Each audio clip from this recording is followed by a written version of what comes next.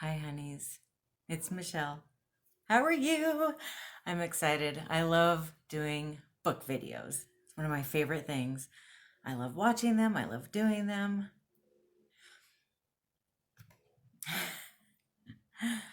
So I should probably forewarn you once again, there's a lot of noise going on here in the apartment complex.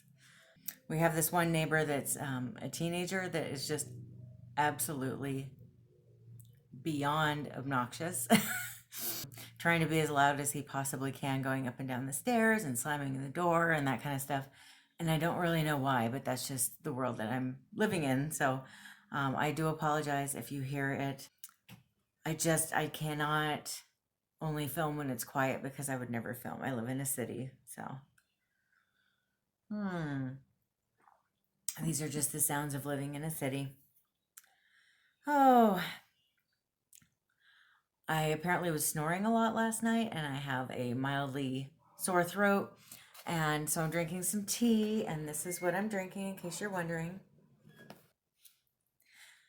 This month I read 3 books. And I know I said last month I usually read 4 or more, but I've just kind of been going through a lot lately. My anxiety has just been super high, and sometimes when my anxiety gets to a certain level of high, I can't read. It's like I can't quiet my brain down enough to read. So I do apologize that I'm not reviewing more books, but I do have a lot of fun things to say about the ones that I am reviewing this month. The first book that I read this month, or that I read in February, because I guess now it's March already, is Eleanor Oliphant is Completely Fine by Gail Honeyman. This book was outstanding. I absolutely loved it. And I don't know what's going on, but this is the second month in a row where one of the books that I have chosen to read, I have discovered after I started reading it that it is being made into a motion picture by Reese Witherspoon. So I'm not sure. Apparently we're drawn to the same kind of books. And I don't know if she'll be in this movie or not. I'm not really sure how she could be the character Eleanor, but maybe she could be. As far as this book goes,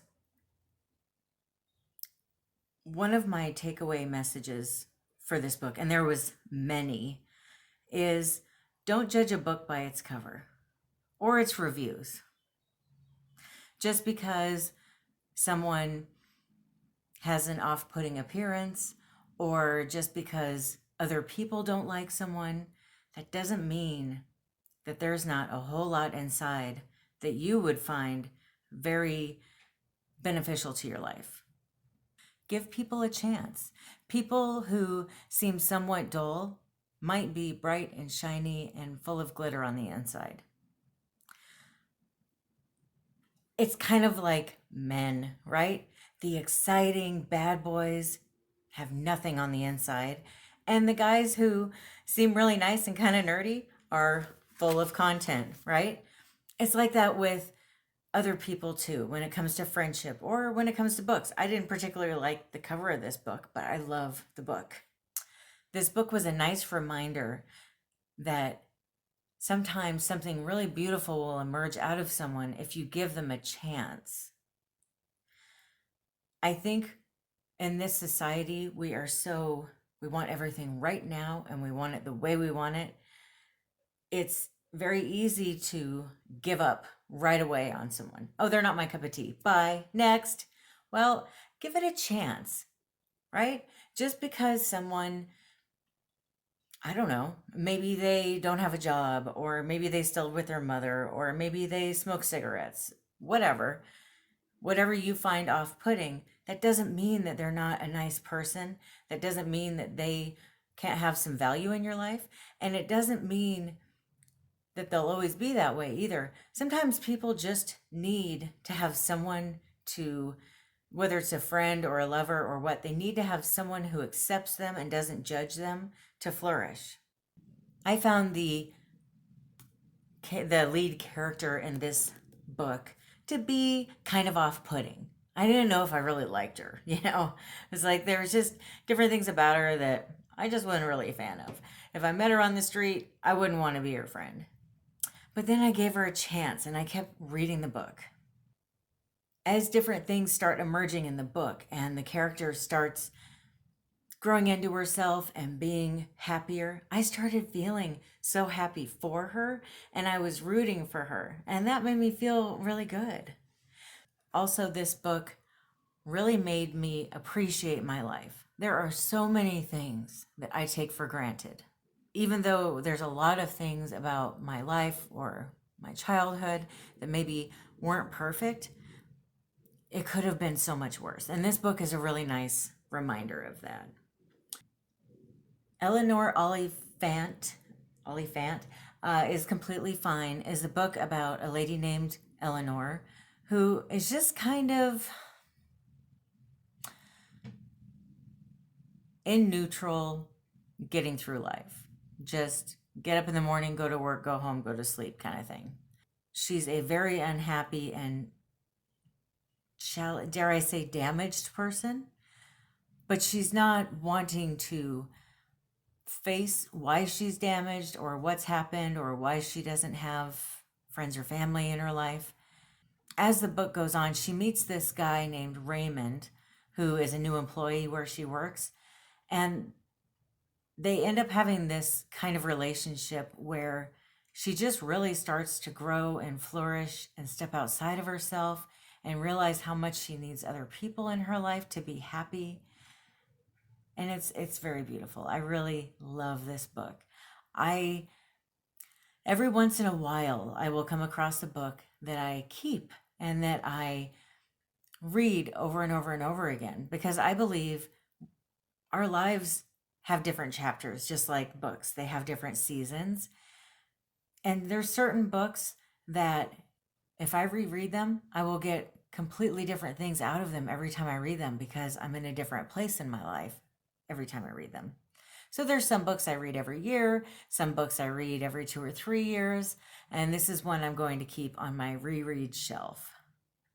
This book really highlights the power of friendship, and it makes me wish that I had some friends. I'm working on it.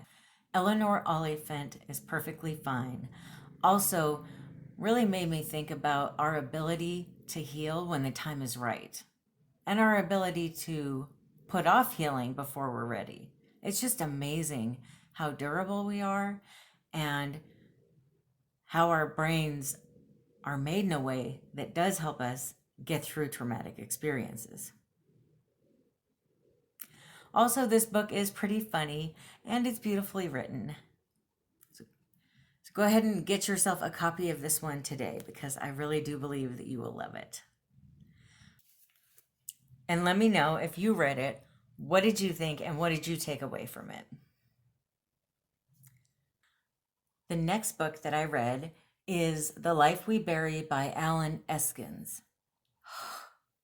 Another amazing book. I love this book. He has written other books since then, and I want to read them. So this book is about a college student named Joe who is given the task of writing a biography for an English class. Now, he doesn't really have the greatest family life, and he doesn't have the ability or maybe the want to write a biography about anyone in his family. And he's looking for an old person to write a biography about because, well, that's probably more interesting than a 22-year-old's biography, right? So he starts thinking about how he's going to go about finding an old person to interview for this biography paper that he has to write. And he ends up going to a convalescent center, and they tell him there that, well, everyone here has dementia, so you can't really interview anybody because they don't remember their life. But we have one person who does remember his life. There's this man who doesn't have very much longer to live. He's got cancer, and he is a convicted murderer. So Joe decides to go ahead and start interviewing this guy to find out about his life. And the book just leads down this insane trail. And it takes all these twists and turns that you won't be expecting. I had to read this book in 1.5 days because I needed to go to my book club to talk about what I thought of the book. And that ended up being quite the blessing because it was such a suspenseful, on the edge of my seat kind of book that I really liked that I didn't have any time to read it. I liked having to really kind of speed through it. It was almost like watching a marathon on Netflix or something. It just kind of kept going for me, and it was very exciting, and in a way that I don't know that it would have felt if I read it over a week or two. This book has very human characters, and I love that. I love it when authors go kind of old school Stephen King style and get really in depth with their characters, and you find out about just how they feel and what they think, and you find out about their flaws and whether or not they like Reese's cups, those kind of characters. That's how this book is. I felt like I really knew the characters in it, and I really got attached to them, which is important because then you care about how their life turns out in the book, right? Now, usually I'm pretty good at figuring out where a storyline is going. This book really shocked me. I don't even know how to explain how much something that happened in the book shocked me, but it did. I was shook. And it also scared me. I was scared to keep reading. I didn't know what was going to happen. And I was so worried about one of the characters that I didn't know if I wanted to keep reading and find out, or if I could just live in some kind of ignorance is bliss denial kind of thing. So there's some things that I kind of walked away with after reading this book. One, people really do seem to come in and out of our lives for a reason. And you've got the people who are just really meant to be in your life for a long time. And then you've got other people who come in and out very quickly. And those people, it's usually one or both people in the relationship learn something and then they exit your life kind of thing. But it's just very fascinating to me how much we do learn from other people. And sometimes we don't even realize it until quite a bit of time has gone by. Other times we realize it right away. Things have such a way of working out in our lives. This book really reminded me of that. How, you can be in the middle of a situation and think your life is on fire and you can never get out of this hole that you've dug yourself into. And how do you even start over? And then later you look back and think, okay, yeah, I wouldn't be where I am right now if I didn't go through that moment where I was literally lit on fire. So without a hose. So it was just a nice reminder of that because lately I've been feeling a little bit like I'm on fire with no hose. So yeah, it was just a nice reminder to try to be a little bit patient with the moments of turmoil in life. Sometimes they have a point. And then the other thing I want to mention about this book, it stuck with me. It got under my skin in a way where when the book was over, it took me days to pick up another book. I didn't want to read anything else. I just wanted to keep reading this book, but it was over. And I've had that happen a few times. And when that happens, it's this rabbit hole that I will fall down into with certain authors where I get so attached to a certain book of theirs that I run out and get all their books and just keep reading and reading and reading until they're done. That's how this affected me. I don't know that I'll read this book again. I haven't really decided because I really did love it, but I don't know if it would have the same effect on me if I read it again unless I waited years, because I would want to not remember what ended up happening, if that makes sense. But I sure hope that there's a sequel to this book. And I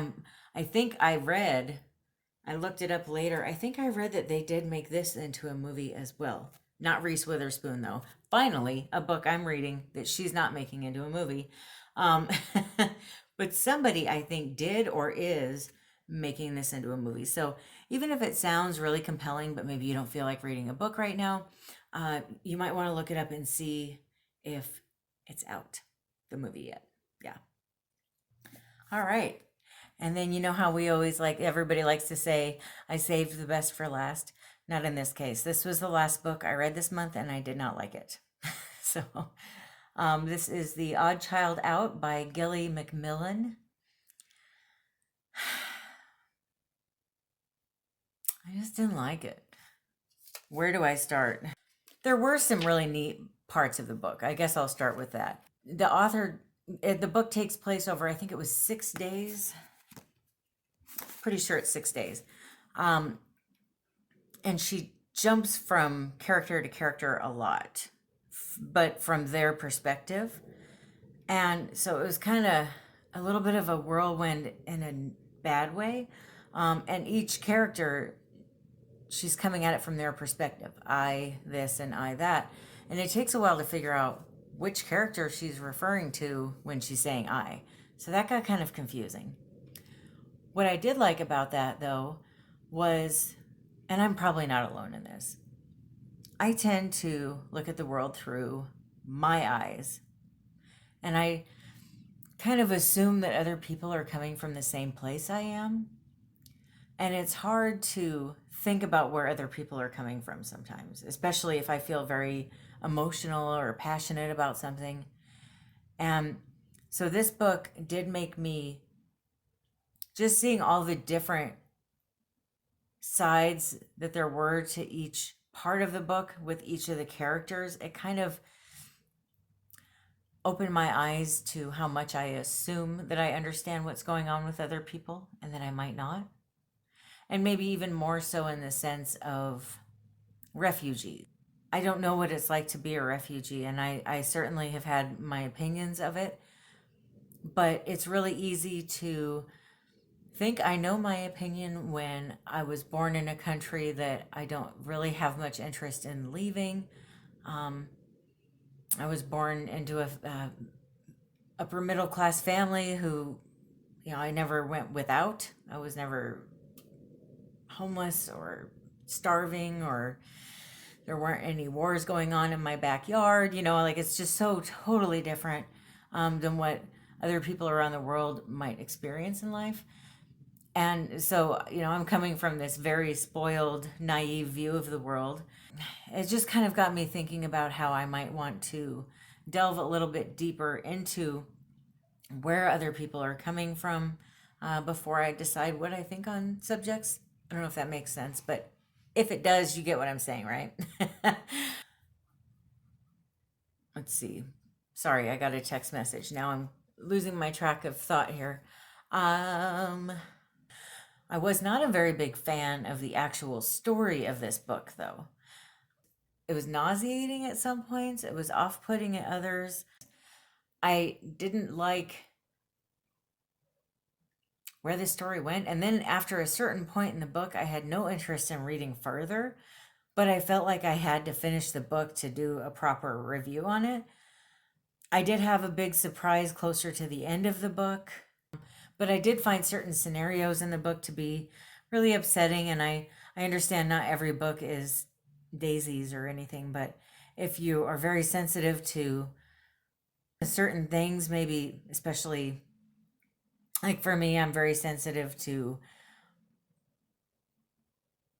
rape, and that was something that was in here that it was just really upsetting to read about it. I hate to say it, but I don't really recommend this book. I'm not sure. Like, normally I would like to say, well, if you like this kind of book, you would really like this one, but I can't really even think of who would like it. So I hate to say that, but not a fan. Oh yeah, there's one other thing I wanted to mention about this book that I didn't like. I'm just going to town on this book, huh? I don't like it when books are like this, where each page is like a different length, and then it's like not smooth. It's hard to turn the pages, and I found that Marty's cat hair kept getting stuck all over on the edges of the book, in the book. Just not really a fan of those. Thank you so much for watching. Please give me a thumbs up if you like this video. I will be doing another book video in a month. Have a great day. And if there's any books that you are interested in having me review, please let me know down in the comments. I can't guarantee that I'll read everything that people ask me to read, but I will at least give them a look and consider it. All right, you have a great day. Bye.